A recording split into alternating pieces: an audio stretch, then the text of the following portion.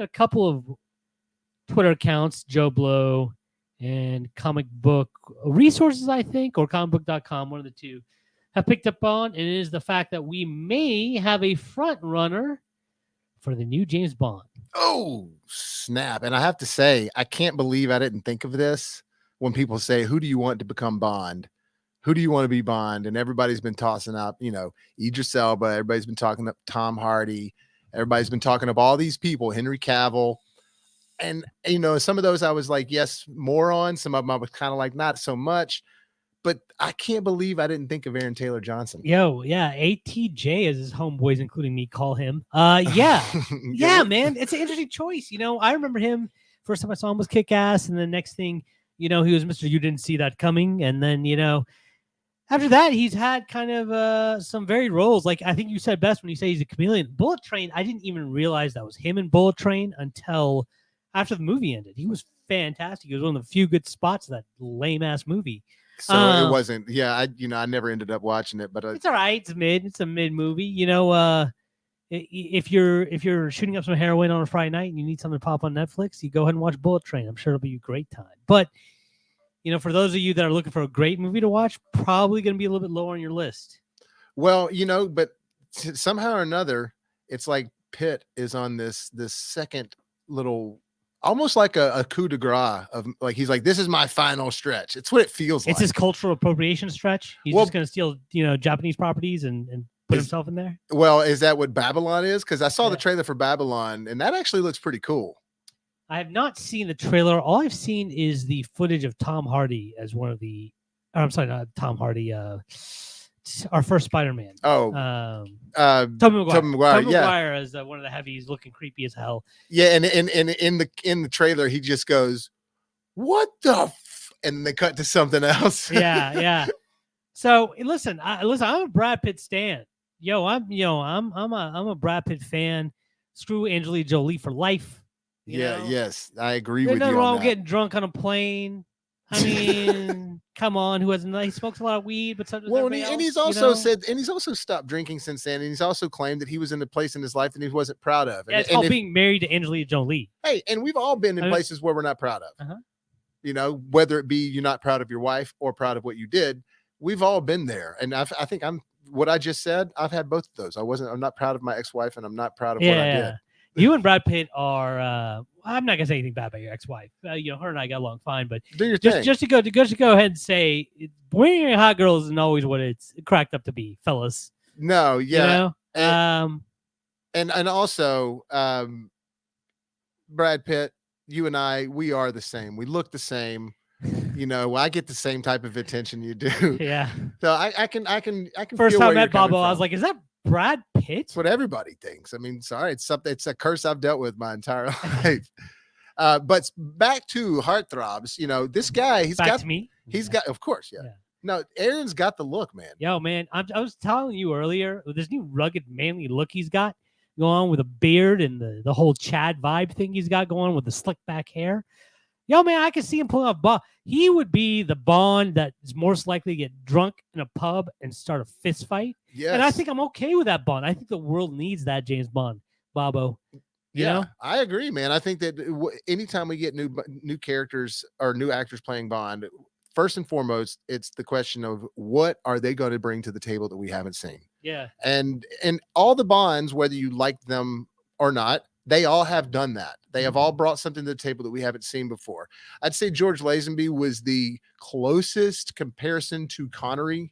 That was like, hey, let's get somebody to replace Connery. Right. But after that, they were like, let's get somebody new to be Bond and let's do something different with the character. So every Bond arguably had his tone he brought to the films. And I think you're right, man. Aaron Taylor could do that. Well, I think more after Daniel Craig, I think prior to that was just like, which Bond do we think is going to be able to convince viewers he can smash?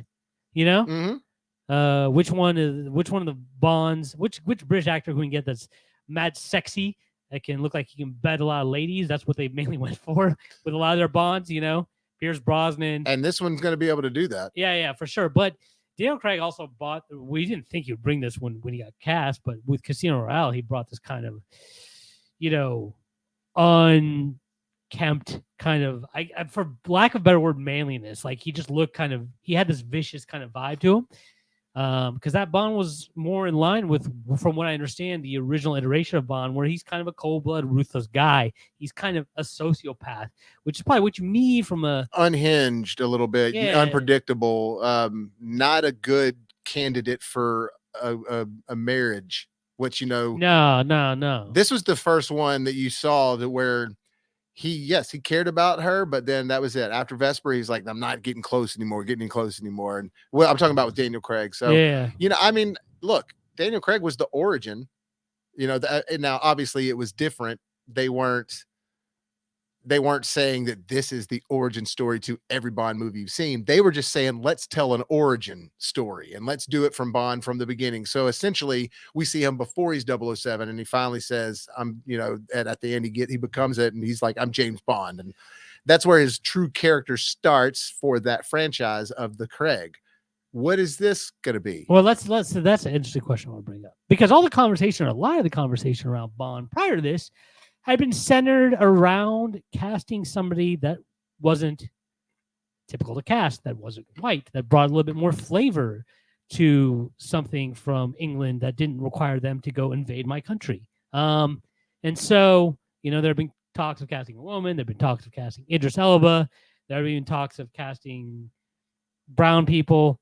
There's a couple of Henry Gold was a candidate that a lot of people bandied about. He's an Asian dude. And they kind of went back to the well on this one, right? He's a little bit different from most Bonds, but he's still a white British dude. So, well, look, do you think they lost something do you think they lost an opportunity by going back to the typical type of casting that they normally do? I don't think they lost an opportunity. I think it makes sense. I think that, like, right away, the feeling I got when I looked at him, I was like, how did I never think of that? And that's all it needs to be for me. I honestly, out of everybody that they were looking at, that they were throwing up as rumors, the Cavill and the Hardy and the Idris and all that, I honestly, even Rob Haddon was brought up, what's his name? The guy that played King Rob in Game of Thrones. Oh, yeah. He was brought up. But to me, it's just like, John Campea, and I, not to reference him, but he has mentioned this before, and I agree with him. As long as they're following what makes the character, and first and foremost, I'm sorry, James Bond was written as a male. So to change that over, but there's nothing truly defining about the character that says he has to be white. He does have to be British.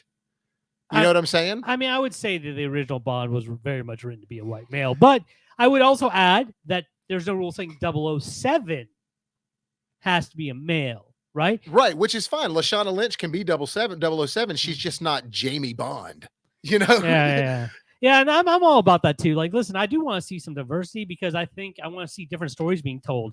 I hate these same ass, lame ass, boring stories that we've been getting with no originality. And if you need a different culture to give you a little bit of that oomph to get that originality, that's fine. But don't just do it to do it. Well, it's kind of insulting to women if you're like, "What's the best we can do? Oh, we'll just make James Bond a female. Like, write a whole new character. Make it, get a female scriptwriter in there to get a perspective from a female. Don't just say, I'm just going to change the male character to a female. That's just, repackaging something that's old and trying to basically appease your mass audience for brownie points. This is not really good storytelling. No, you're right. And when I first heard about Lashana Lynch they're like, oh, she's going to be the new James Bond. And I was like, that just doesn't seem like something they do. Once I saw Die Another Day and the way they incorporated her character, I liked her. I liked what they did because she had a character involvement in the movie. She wasn't James Bond. It was 007. And they talk about that in the movie. And he's like, Daniel Craig's character is like, what the hell? I'm okay, fine. You want to be 007? You want to take it from me? I'm still James Bond. Yeah. And that was, they even, made that very self-aware. Why can't you have a James Bond cinematic universe, yo? I mean, everybody else is doing it. Well, we might even have a BrassReel Film cinematic universe. BrassReel movie reviews. Yeah, we'll do our own. We'll do the BRCU, okay? But no, in all seriousness, you can do that. I think it's smart to do spinoffs. Be great to see Trevelyan come back, right? But yeah, like give Jaws. What was the guy? Wasn't that Richard Kyle? Yeah, give him a spinoff movie. Oh, Jaws was awesome. We do I'd see that. We could do a special Bond girls, right? That would be lit. That's true. Right? True. Do a full on Bond girl special. Yeah. Like, well, you know, they do have like one covering all the girls, but you're talking about like a universe of just Bond girls. Yeah, just have them have their own special centered around some of the Bond girls. But here's the thing. The reason I do say that maybe it's a little bit of a lost opportunity is Bond's got competition. It's not the old school days, right?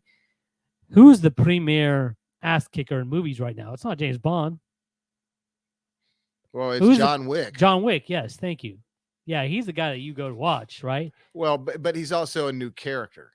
You know, that's what I'm saying though. Bond is an old character, so not as many people get excited. But Bond is tradition, though. You know, at this point, like I think Bond people will always get excited about Bond as long for as how long though? As long as they're good. That's what I'm saying. That's also what I'm also saying. So you're running out of stories about the same dudes, and how long are they gonna stay good?